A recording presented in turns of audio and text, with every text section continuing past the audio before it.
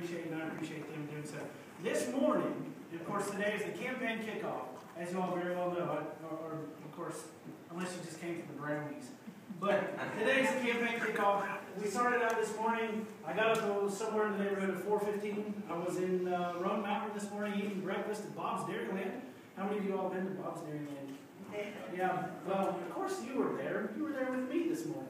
But we were there this morning. We had a really good time. I got to sit with the Liars Club, is what they're called. But there's about four or five individuals that they are the pillars of Roan Mountain culture and society. And I learned so much about Roan Mountain this morning, and actually had a really good time. We had a really good, strong connection with them, and I think we're going to do well in Carver County. Then we went from there. We went to Johnson County. Had opportunity to meet with the Mountain City Mayor, the Johnson County Mayor, as well as a few other folks. I can tell you, without a shadow of a doubt, we're going to enjoy a tremendous amount more success in Johnson County than perhaps in days gone by. I guess would be a nice way to put it. And then, of course, here we are tonight at home, here in Piney Flats in Sullivan County. Now, the 3rd District encompasses Blountville, which is where I live, home sweet home, Piney Flats, about 3/4 of Love City, all of Johnson County, and Hampton and Roan Mountain in Carter County. So as you can imagine, it's large. I mean, it's expansive. It went from being about an hour and a half end-to-end by vehicle to somewhere in the neighborhood of about 2.5 hours end-to-end. You have to drive through Virginia to get to part of it. It hits North Carolina in 2 separate spots. It's huge.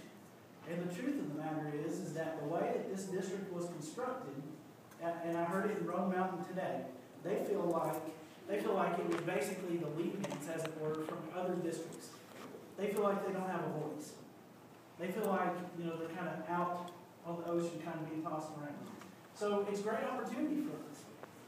Because as you all know, in fact, I know pretty much everybody in here, and that's a good thing. But as you all know, very much pro-life, very much conservative, very much pro-traditional marriage, protecting the Second Amendment. Those conservative values that have made us so great, that have made our Northeast Tennessee region so great, they're no different. What does Blountville have in common with Roan Mountain? Probably not very much, as on its face.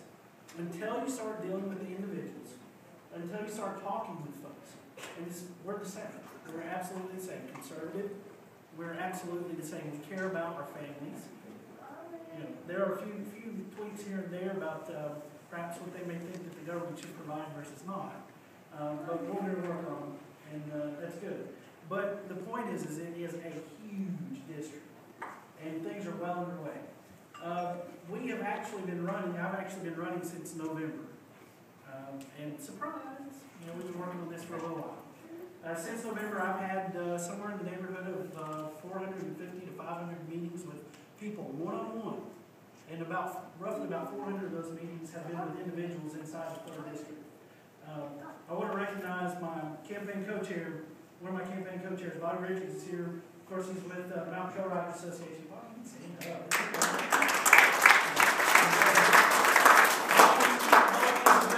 He's one of those ones that he actually helped found the Mountain Trail Riders Association, which, if you're involved in ATV and not just that, or OHV, not just that topic, but if you care about the economy in Northeast Tennessee, you need to go get involved in that club. How many of you all know about the Bell Mountain Project in Johnson County?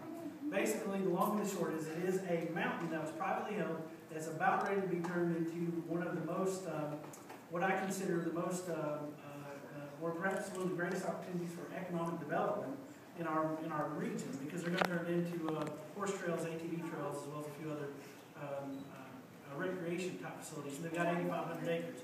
But hopefully, you know, we're not going to stop there. We're going to keep working the plan and planning the work. Is that how it works? Maybe. But I'm excited about what they're doing. I'm excited about being a part of it. And they've allowed me to be a part of their meetings as a guest. And eventually, you know, hopefully as the next state representative from the 3rd District, to keep working on that. Very quickly, I want to talk about some ideas that I've got, and then I want to take any questions that you all may have, and then I'm going to close it off, because nobody wants to sit around and listen to a potential politician speak for hours on end. because I could. Because I get excited about the 3rd district. I get excited about the leavings from the other districts that other people don't seem to care about. I get excited about the opportunities in Northeast Tennessee. That's something that drives me. If you were to catch me on the side of the street, I'm a pretty quiet person. Believe it or not. At least I think. My wonderful girlfriends here may not agree. But I like to think of myself as fairly a quiet person. But when you start talking about Northeast Tennessee, you start talking about the opportunity, the possibilities, and the problems, which can turn into solutions and challenges, I get excited because we can make a difference. Now, how many of you all are familiar with the Hall income tax in the state of Tennessee? Yeah. Joe is. He's like, come on, really? What if I told you that I've got a bold solution, and that's how we're turning it, a bold solution that I can share with you tonight, something that we can pass, something we can actually be done in the state of Tennessee to eliminate the Hall income tax. Now, the Hall income tax, for those of you who don't know, is basically, it's on dividends and investments. So if you worked hard all your life, if you're an individual that's saved your money and you invest it properly and you're making money with it through investment, the state of Tennessee says, no, I want some of that. It's pretty messed up, if you ask me. Here's what I want to do. I want to opt out of the federal highway program. And there's gas all across the room. The federal highway program is something that we've been involved in the state of Tennessee, of course, since the inception of the federal highway program, or at least since the 70s, or thereabouts, or before. We're what's called a donor state. Now, I don't know about you. When it comes to dealing with the federal government, I don't want to be a donor of anything. That's right. Well, basically, for every dollar that when you go to the pump, we pay, I believe it's 18.4 cents is what we're paying federal gas tax.